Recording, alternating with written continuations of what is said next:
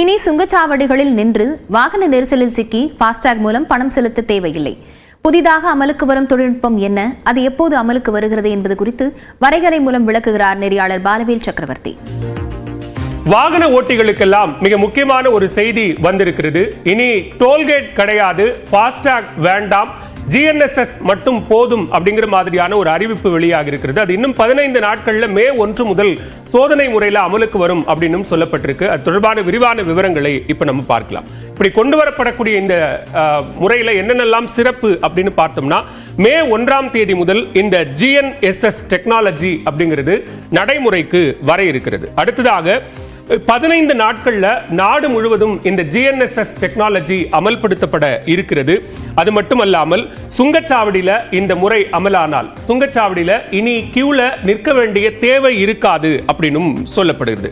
அதற்கு அடுத்ததாக இனிமே தடுப்புகள் கிடையாது. ஒரு வாகனம் நிக்கணும் அப்படின்னா கியூஆர் கோடை ஸ்கேன் பண்றதுக்காக ஒரு பேரிகார்ட் போட்டு தடுத்து நிறுத்தி கியூஆர் கோடை ஸ்கேன் பண்ணி அதற்கு பிறகாகத்தான் வாகனங்கள் அனுப்பப்படும். இனி அப்படி கிடையாது.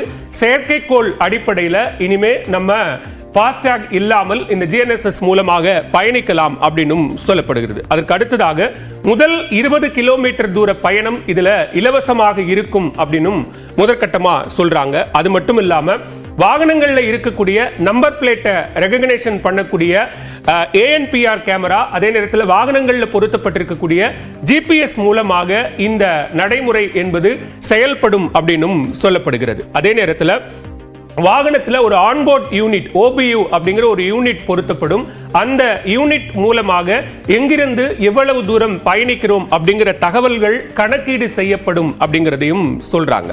அது மட்டும் இல்லாம நெடுஞ்சாலையில் இருந்து வெளியேறினால், அதாவது இந்த டோல் ரோட்ஸ் இருக்கு இல்லையா, அந்த டோல் ரோடை விட்டு வெளியேறிய பிறகாக நாம எவ்வளவு தூரம் பயணித்தோம் அப்படிங்கிறதுக்கான அந்த பயண தூரம் என்பது கணக்கிடப்படும். அப்படி கணக்கிட்ட பிறகாக வாகனத்தில் இணைக்கப்பட்டிருக்கக்கூடிய நம்ம லிங்க் பண்ணி வச்சிருக்கக்கூடிய பேங்க் அக்கவுண்ட்ல இருந்து அதற்கான அந்த உரிய தொகை என்பது கழிக்கப்பட்டு விடும் அப்படின்னு சொல்லப்பட்டிருக்கு. சரி, இந்த சிஸ்டம் அப்படிங்கிறது முதற்கட்டமாக கனரக வாகனங்கள் ஹெவி வெஹிக்கிள்ஸ்ல மட்டும் முதற்கட்டமாக நடைமுறைக்கு வர இருக்கிறது.